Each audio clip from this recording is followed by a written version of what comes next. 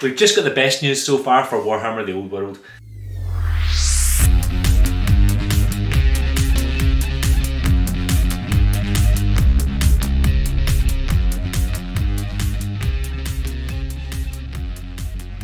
The new article that Games Workshop have just released has some very interesting little points in it, and I want to talk about a few of them specifically.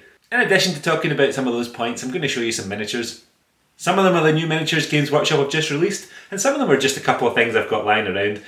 Before we get started, I'd also really like to know in the comments whether my thumbnail was clickbait enough. Now, one of the things that the release was missing, unfortunately, was a base size chart. So, this poor guy here is still going to have no base for quite some time. This is one of the old Marauder Giants. I didn't even paint this one myself, and I'm really looking forward to finishing off the paint job on him, tidying him up and putting him on an actual base.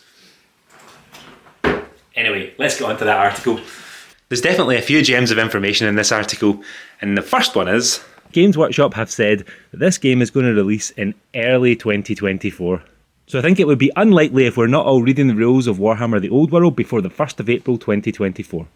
The next thing we need to talk about is that the game's website is going to launch on the 16th of October.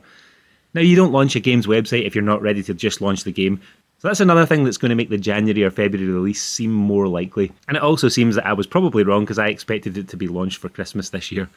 But hey, a couple of months, I can quite happily take that. We also know which new kits are going to be in plastic. There's a Lord on Pegasus, which was kind of confirmed by the leaked Pegasus already. There's a Battle Standard Bearer on a Pegasus. Knights of the Realm on foot. These knights can be built in a couple of different configurations, with great axes or sword and shield. Now, I've heard a bit of criticism about some of the clown-like helmets from Always Strikes Back, and a couple of other people seem to be not too keen on them. But one thing I want to draw attention to in this article is that the Games Workshop have specifically said, this kit is exceptionally flexible as the heads and arms can be used on any torso, so you can add oodles of character to each noble knight. These arms and heads also present an opportunity for you to spruce up any returning knights. Now, that's going to mean that these kits are designed with head swaps and stuff in mind. This is great, it reminds me of the modular kits of old. I'm really looking forward to being able to do some more easy head swaps, arm swaps and that kind of a thing, and it's one of the sort of things that might actually make me buy a Bretonian army. And it means we can all customise our own Bretonian army to our own tastes. Now, they've also confirmed they're bringing back the Pegasus Knights, the Knights of the Realm, and the Men-at-Arms. The Men-at-Arms are some of my other favourite models. I really, really like them. I'm not sure what it is that makes me like them. I've never bought them before, never painted them before, but there's just something about them that's kind of like a cool unit. We're also getting Peasant Bowmen back. I'm not very fond of these, but I think with a little bit of mucking around with them, you can probably make them look quite cool. And being on the 25mm bases is actually going to give us some options for adding a few stakes and arrows and that kind of a thing. So I think the 25mm bases on the Peasant Bowmen are going to make the kit seem a lot nicer. In addition, they've given us some news on this Handmaiden of the Lady resin model. That looks alright. And we've got some pictures of some of the other stuff that we've previously seen, as well as a field trebuchet. Now, the field trebuchet is going to be in resin, but one of the things I want to draw attention to in this part is that they've actually said a lot of work went into ensuring a beautifully crisp casting. Now, I know they said lots of stuff like that when they released Finecast, and they caused themselves a lot of problems because Finecast was absolutely balls. But it does give me some confidence that this kit's actually going to be good. When they're boasting about their beautifully crisp casting and they're the biggest miniatures company in the world, you've got to hope that they at least are going to produce something that's of similar quality or on a par with the other guys who are producing decent resin miniatures. So I think that's probably going to be a thumbs up. In addition, they've said there's going to be some returning metal heroes and specialist units available from gamesworkshop.com. So I guess we're all going to be able to buy some more of those sort of lead old miniatures. I wonder if there'll be re-releases or new models. We'll get to see that soon.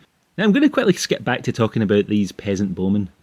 In the article itself, it says, and this is probably going to be a key thing for the game and for the size of the game that we're expected to be able to play, these regiments and other future regiments are returning in boxes that contain enough plastic miniatures to make a full regiment, not just a rank or two. Now that's a pretty key piece of information here. If it's going to be a mass combat fantasy game, we're really going to need people to have big units. If there's going to be any point of entry for anyone new getting into the game, we can't have them buying blister packs of 4 lead miniatures at a time to make a unit of 40, and it's not always the easiest way to get into the game. Boxes of 32 archers, complete with a command group and defensive stakes, come in as a single unit in a single box that's hopefully going to be relatively affordable, is going to get more people back into the game, and we're actually going to see this game take off and succeed. So this is something that I was really hoping to see, and it looks like we're going to get it. Full units in a single box is perfect. Especially if they're going to make a lot of it modular and give us the option for swapping parts between the full units just to give ourselves a bit of customization without a huge amount of effort.